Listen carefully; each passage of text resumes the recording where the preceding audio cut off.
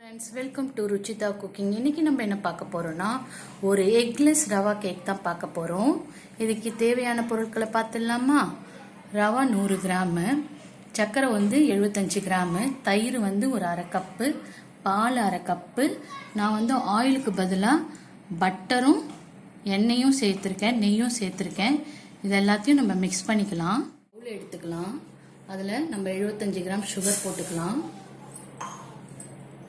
அப்புறம் அரை கப் தயிர் ஊற்றிக்கலாம், அரை கப் பால் ஊற்றிக்கலாம். வெனிலா எக்ஸ்ட்ராக்ட் ஒரு 1/2 டேபிள் ஸ்பூன் ஊற்றிக்கலாம் ஃப்ளேவருக்காக.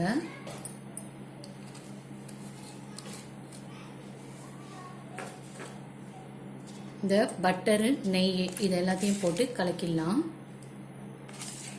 நல்லா அந்த சுகர் மெல்ட் ஆகிற வரைக்கும் நம்ம நல்லா மிக்ஸ் பண்ணிக்கலாம். பேக்கிங் சோடா ஒரு பிஞ்சு, சால்ட் ஒரு பிஞ்ச் போட்டு நல்லா மிக்ஸ் பண்ணிக்கலாம். அப்பதான் கொஞ்சம் ஃப்ளஃபியா வரும்.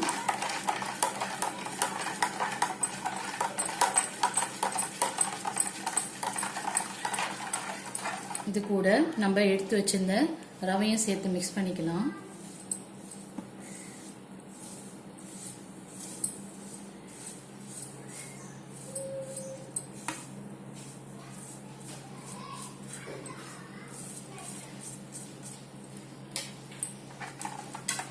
நல்லா மிக்ஸ் பண்ணிக்கலாம். பாதாமியும் முந்திரியும் சின்ன சின்னதாக கட் பண்ணியிருக்கேன். இதை போய் நம்ம நெய்யில் வறுத்துட்டு வந்துடலாம். ஒரு பவுலில் நெய் தடவிட்டு அந்த பவுலில் நம்ம பண்ணி வச்சிருக்க மிக்சரை ஊற்றிக்கலாம்.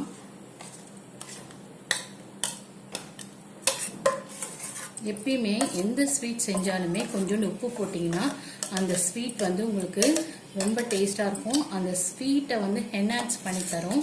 அதனால் நம்ம எப்பயுமே ஸ்வீட் செய்யும்போது கொஞ்சோண்டு உப்பு போடுறது நல்லது. மிக்சரை கொட்டியாச்சு. இதுக்கு மேலே நம்ம வறுத்து வச்ச நட்ஸை போட்டுக்கலாம். வேகிறதுக்குள்ள நம்ம ஒரு சிரப் பண்ணிக்கலாம். அரை கிளாஸ் சர்க்கரை எடுத்தாச்சு, 50 கிராம் இருக்கும். அது மூழ்கிற அளவுக்கு தண்ணி ஊற்றிக்கலாம். ஒரு 3/4 டம்ளருக்கு. நல்லா சக்கரும் தண்ணியும் சேர்த்து அடுப்பில் வச்சாச்சு. நல்லா கொதிச்சு வரணும். நல்லா கொதிக்குது. இந்த டைமில் ஒரு 10 ட்ராப் நம்ம லெமன் ஜூஸ் ஊற்றிக்கலாம்.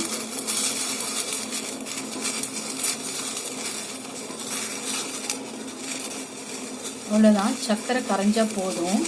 சுகர் சிரப் ரெடி ஆயிடுச்சு. இப்போ ஒரு டூத் பிக் வச்சு நம்ம இப்படி குத்திக்கலாம். ஒட்டாமல் வருது இல்லையா? கேக் வெந்துருச்சு. ஹோல்ஸ் நல்லா போட்டுட்டு, ஏன் ஹோல்ஸ் போடுறோம்னா நம்ம இப்போ சர்க்கரை பாகு பண்ணியிருந்தோம் இல்லையா, அதை இதில் நம்ம ஊற்ற போகிறோம். அதனால தான் ஹோல்ஸ் பண்ணுறேன்.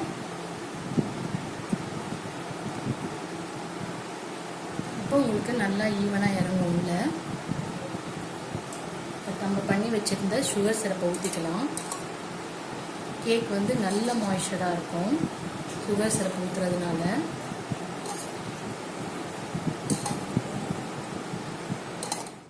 ஸ்பாஞ்சியான ரவா கேக் ரெடி ஆயிடுச்சு.